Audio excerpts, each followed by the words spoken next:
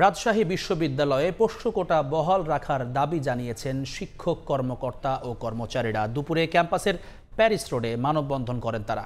বক্তারা বলেন, অন্যান্য স্বায়ত্তশাসিত বিশ্ববিদ্যালয়ে পোষ্য কোটা রয়েছে, কেবল রাজশাহী বিশ্ববিদ্যালয়ে এ কোটা না রাখার সিদ্ধান্ত সঠিক নয়।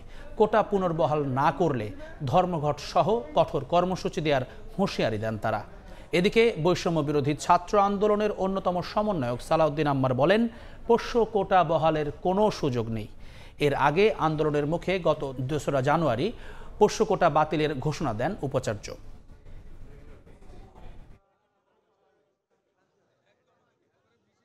বিশ্ববিদ্যালয় প্রতিষ্ঠা থেকে আজ অবধি আমাদের যে সন্তানদের একটা ভর্তির সুযোগ ছিল, এটা হঠাৎ বন্ধ করে দেওয়া হয়েছে। সব বিশ্ববিদ্যালয়ে কোটা আছে, আমাদেরও কোটা থাকবে।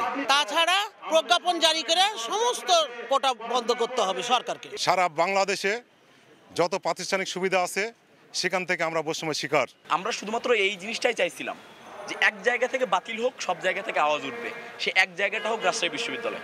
বিভিন্ন পক্ষের ভিতরে একটা সমঝোতার জন্য যে চেষ্টা করেছি সেটা তো শুধুমাত্র এই কারণেই যে যেন একাডেমিক এবং অ্যাডমিনিস্ট্রেটিভ কোনো ধরনের কাজই বিঘ্নিত না হয়, সবাই তাদের যার যার জায়গা থেকে সুবিবেচনার পরিচয় দেন এবং আমরা একটা গ্রহণযোগ্য জায়গায় আসতে পারি আর কি।